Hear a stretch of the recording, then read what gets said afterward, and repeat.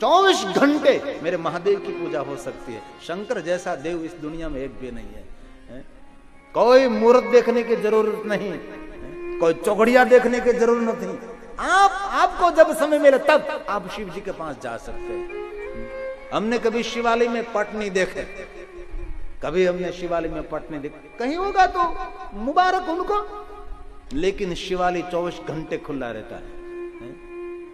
शिव की पूजा और दर्शन के लिए कोई मुहूर्त नहीं, जैसे मृत्यु का कोई मुहूर्त नहीं होता है। अब तक कोई ऐसा आदमी नहीं मैंने देखा कि कोई विद्वान के पास गया और कहा मुझे मरना है, अच्छा मुहूर्त निकालो। नहीं, मरने का कोई मुहूर्त ही नहीं होता। ये तो कोई भी मुहूर्त में, कोई भी चौकड़ी में आ सकता है। वैसे मरने का कोई मुहूर्त नहीं, वैसे शिव दर्शन के लिए सभी मुहूर्त ये मंगलमय और कल्याणकारी है। प्रातःकाल, मध्याह्न, संध्या, आपको जब समय मिले। इसीलिए निरंतर मैं कथा में गाता रहता हूं, शिवालय में कोई पट नहीं और मेरे महादेव के जीवन में कोई कपट नहीं। ऐसा मेरा महादेव है, ऐसा मेरा शंकर है। कपट रहित जीवन ये मेरा शंकर का जीवन है।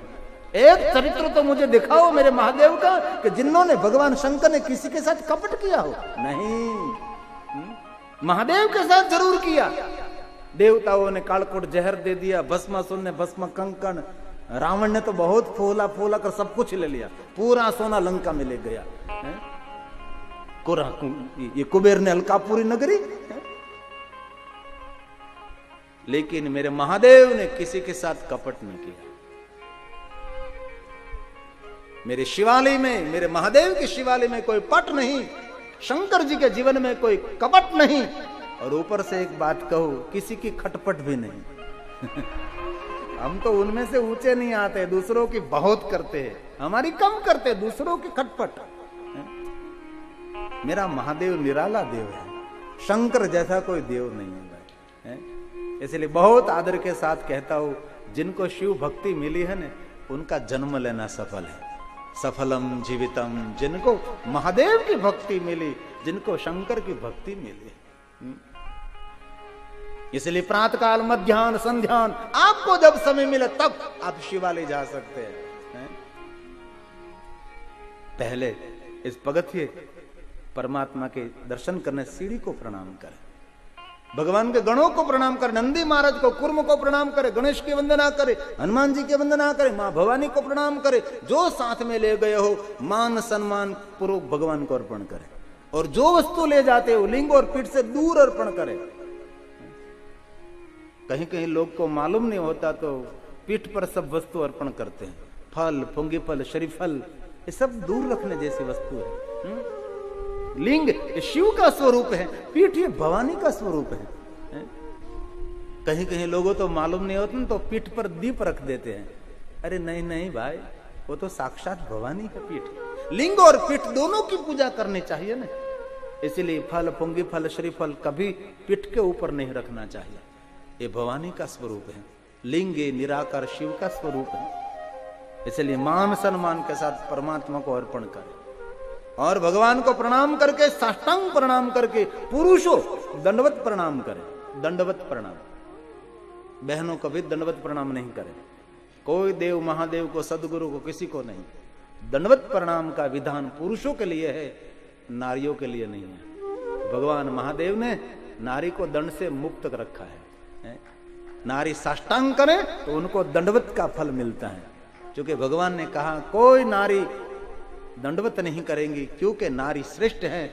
हमको अवतरण होना है, करना है तो हम भी नारी का ही सहारा लेते हैं, उनकी गोद में हम खेलते हैं। इसलिए नारी की बहुत महिमा है।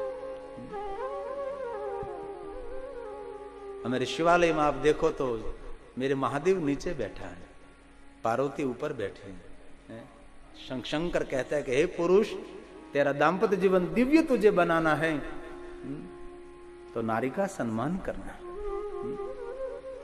मां रूप में, पत्नी रूप में, बहन के रूप में, कोई भी रूप में नारी हो, नारी का सम्मान। जिन घर में नारी का सम्मान, वहां देवता निरंतर रमण करते हैं। और जिनके घर में नारी का अपमान होता है, वहां से देवता और सुख सब रुदन करते करते चले जाते हैं।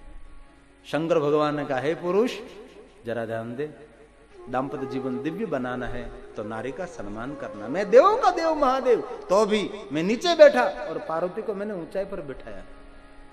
तू भी तेरी पत्नी का सम्मान करना। सम्मान ना करे लेकिन अपमान करने का कोई अधिकार नहीं है।